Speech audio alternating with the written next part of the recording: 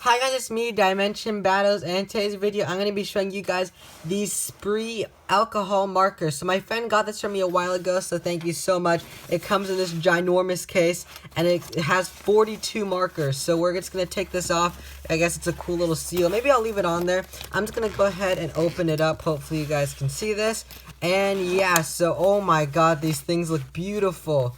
Wow, okay, so as you guys can see, there's so many markers in here, so we're going to be trying them out, and I'm really excited because these are new for me. Wow, this looks really nice. Okay, so let's see how good they look. We'll just get one of the colors. Ooh, and they are dual tips, that's pretty cool, and one side's the chisel tip, and then the other side is, let's see, ooh, it's like more of like a fine tip. That's pretty nice for when I'm doing smaller colors. So yeah, these markers look pretty cool, and look at how many colors there are, guys. There are so many different colors in here, it's insane. Okay, let's see, what do they use? Okay, the chisel tip goes on the inside. Yeah, so there's so many different colors in here. This has to be like the coolest thing ever. I think there's a white color, maybe it's a blender, and they're labeled by numbers, so that's pretty nice also, and it'll be fun to use these. So yeah, I'm gonna use them, so enjoy the rest of the video and the speed art.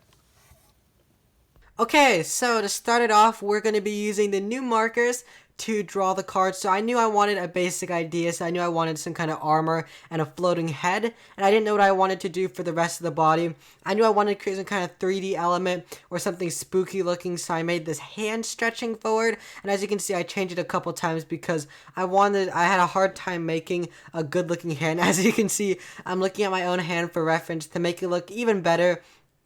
And right now, I'm just adding the water parts because he's basically, as you can see, I'm looking at my own hand again for reference.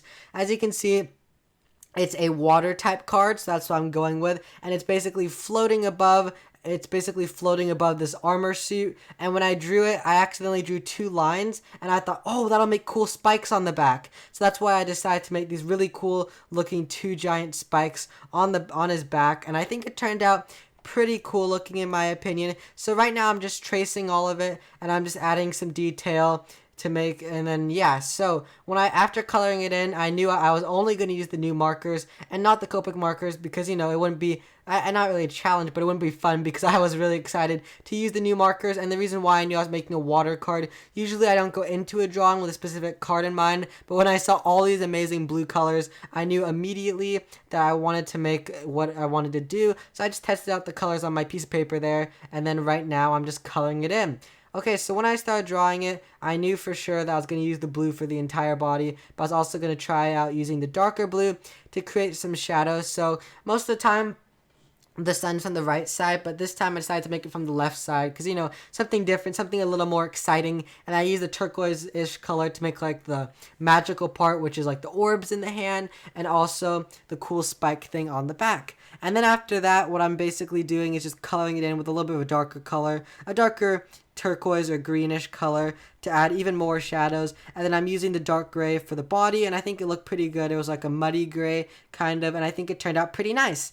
And then I just used a dark color again, once again, to make the shadows. So while drawing the pants, I found this cool dark blue color that looked kind of faded, or like a light blue, I guess, and it worked out pretty nice. As you can see, I'm using the chisel tip because I forgot all about it. I got so used to the fine tip, which was so nice to use a fine tip, which was pretty fun.